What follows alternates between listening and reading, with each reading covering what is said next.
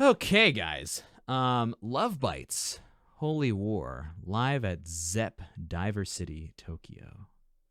Let's hear it.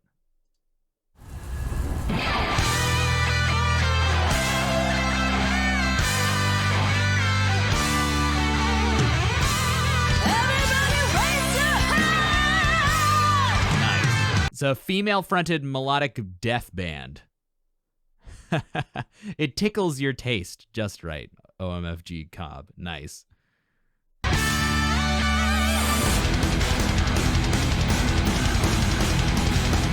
Melodic metal, not death. More on the melodic side, sure. I hear it. Oh, you weren't? Who are you talking about? Oh, man. This is great. They got their name from the Hailstorm song. Yeah,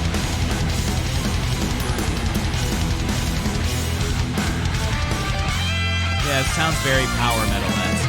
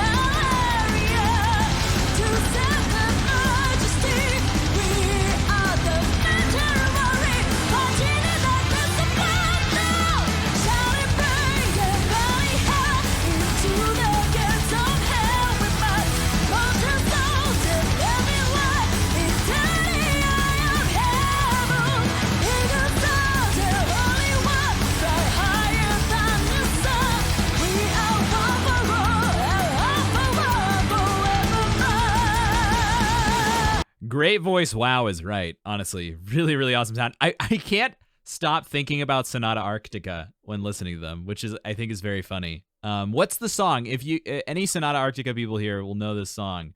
I just can't remember the name off the top of my head. I have the lyrics in my head too. Yeah,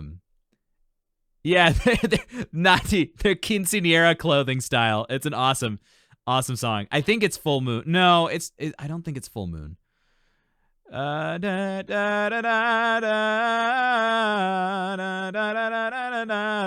Wolf and Raven. It's Wolf and Raven. Or I think it's Wolf and Raven, the one I'm thinking about. Maybe. It doesn't matter. It's not a big deal. This is a group in 2020, taking things from an earlier 21st century group. And it doesn't matter. Really awesome performances here. I don't think it is Skyface. And their vibe is super awesome. They create a lot of cool contrast. They give us this visage of like this cute girl group, and then they come out swinging hard with this power metal sound. Another very rich, belty, mezzo soprano, alto sound that's getting that full power belt underneath her. And if you watch her stance, everything she's bringing is all pure, power. Her body is resonating power. It's a great use of bodily stage energy as a motivator and as a driver for vocal power. Everything you get is power. All the way up through the top. It's really awesome.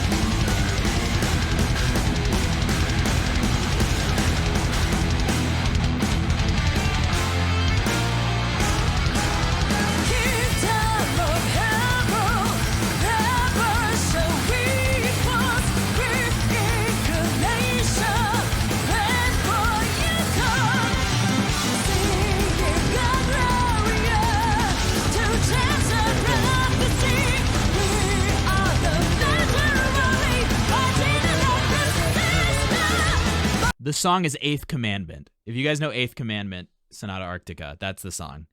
I just looked it up. But, yeah.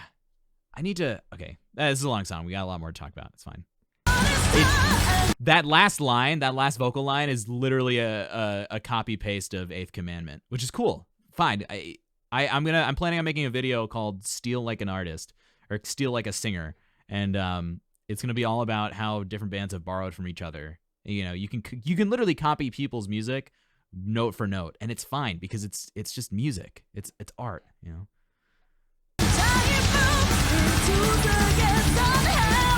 Better well stolen than poorly made. Absolutely, Corbin. Absolutely. Look at that stance. Look at her stance. Look at that layout, bent down and just expanded. There's no room for being held up and closed down when you're singing like this with that constant pressure, that constant pressurized, super grounded vocals. You know, the air is metering itself really nicely, being balanced out, but creating an immense amount of pressure that sustains that sound. Really good juicy chest.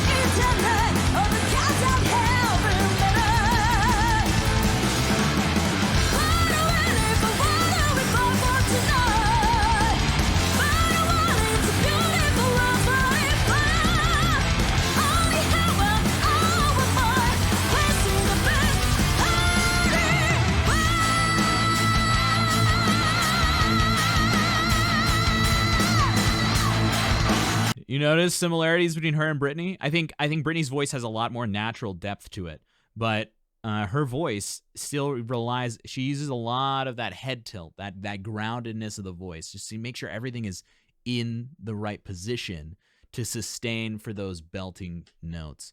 Really fantastic.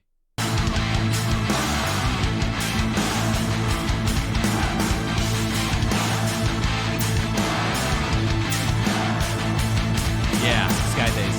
Bruce and Robin Dia, they do the same thing.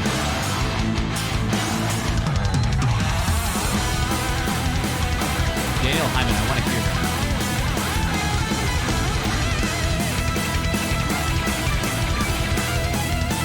Guess the drummer has glue on the gloves.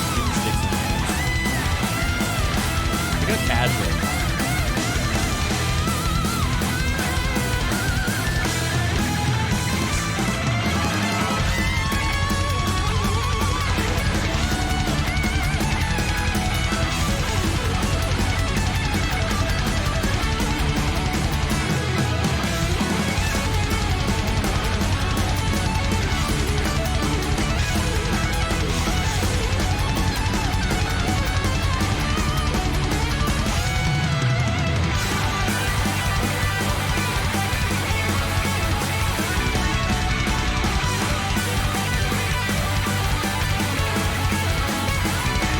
It's a very Dragon Force thing to do, Kyle.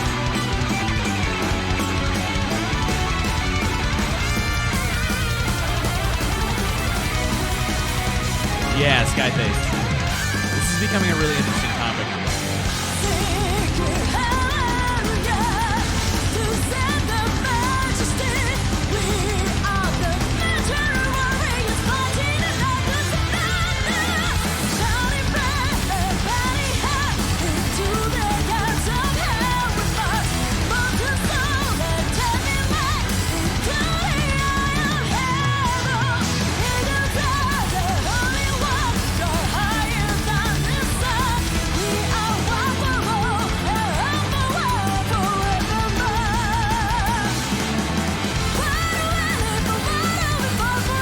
So I just wanted to, I know I'm interrupting the line, but I just wanted to do a zoom in on kind of what she's doing with her body, because this is a great shot for that.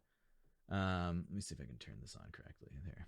So if this works, just watch. That's not a good color. Check out everything that's happening here. There's a lot of musculature that's kind of in a place. It's set in a spot to do this. And that's where the difficulty comes in for this style of singing. It requires a set groundedness in the musculature, but you also can't use the wrong muscles or else the voice is going to falter because it can't sustain this kind of breath pressure under if the wrong stuff is happening here. You have to let the voice flow freely, but you want to make sure it stays down and grounded when you increase in pitch, because those vibrations are going to increase, but you don't want the chords to get any thinner than they are. So you can maintain that belty sound. So there's a lot of musculature going on, and notice her posture. Notice how upright she is. She's very muscular. People who sing this kind of music need to have a lot of very strong back muscles, and you notice her shoulder muscles too. You need to have a lot of really strong back muscles to hold up the entire, you have to hold up your lungs, you have to hold up your rib cage, you have to hold up your whole body from the back so that nothing in the front is being incurred upon by the way that you're holding your posture up. That's how you are able to sum up this amount of power. The back is you need to have really strong shoulders, really strong back in a way that doesn't interfere with the neck and the throat, because this is doing its own job at keeping the actual vocal cords free to vibrate at all of these dominant pitches. So that's why the idea of athleticism in singing is so important, right? For this style of singing especially. Now, I don't talk about that kind of thing with singers like we were listening to BTS earlier, and we were talking about Sabaton, right? That is more of a cardio thing. Whereas this kind of power singing with really high belted notes is really reliant on musculature. It's more like bodybuilding, right? All right, let's finish this guy off, because this is a great song.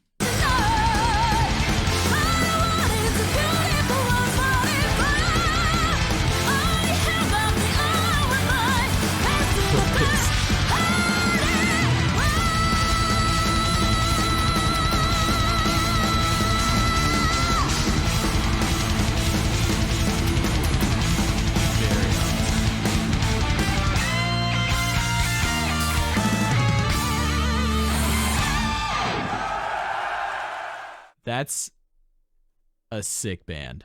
That is an absolute gnarly band. So good. So freaking cool. Sweet. Oh, man. That's really good.